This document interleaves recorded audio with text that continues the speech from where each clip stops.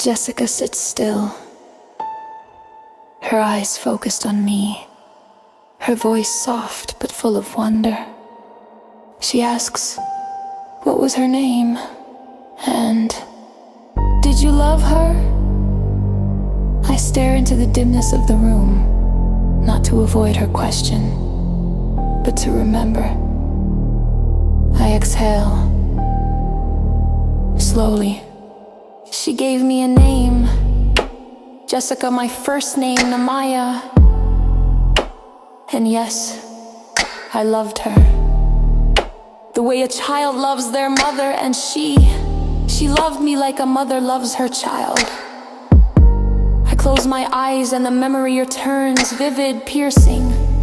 She reached out to touch my face, not with fear, not with power, but with softness, with something I had never known before.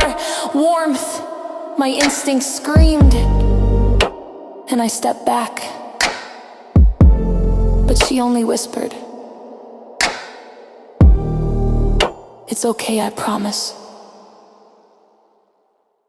She didn't rush.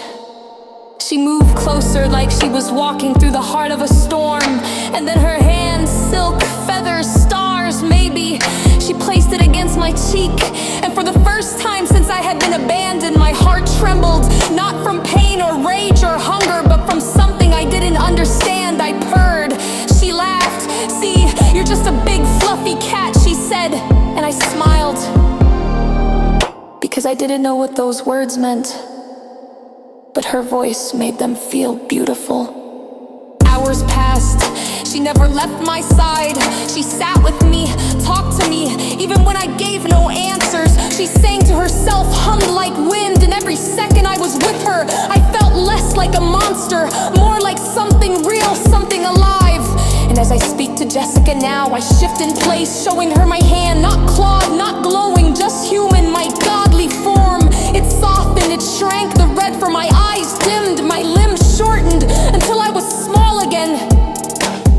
Until I was a little girl. Exactly how I looked before I died the first time. Before the chaos took me. She stared at me with awe.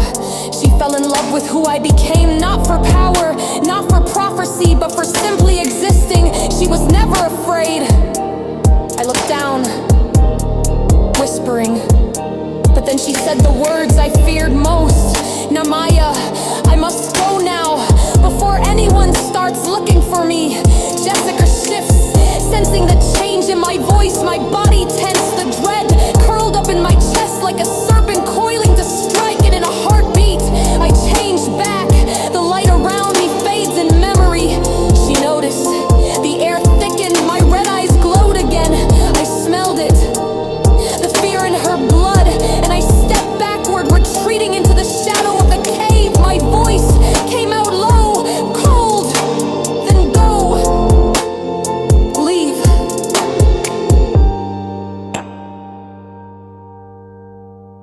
She didn't run, she looked heartbroken, she didn't try to explain.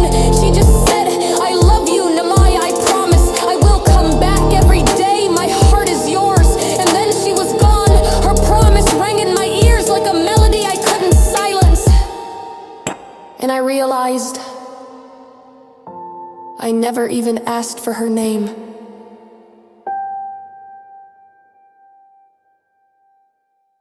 So I gave her one. I called her crown because she shined like gold and walked like she ruled the wind. She gave me life, she gave me breath, she saw me. I smile faintly, my voice cracks. I thought about her for hours, pacing on all fours, my claws scratching the cave floor, back and forth, waiting until finally I gave in. She's only human, I whispered to myself. She needs food and plenty of rest. She promised. I shall wait. I shall sleep. I trust her. I look over at Jessica, my voice still calm, but haunted by the memory. She was the first person to ever give me a name, and the first one I ever trusted.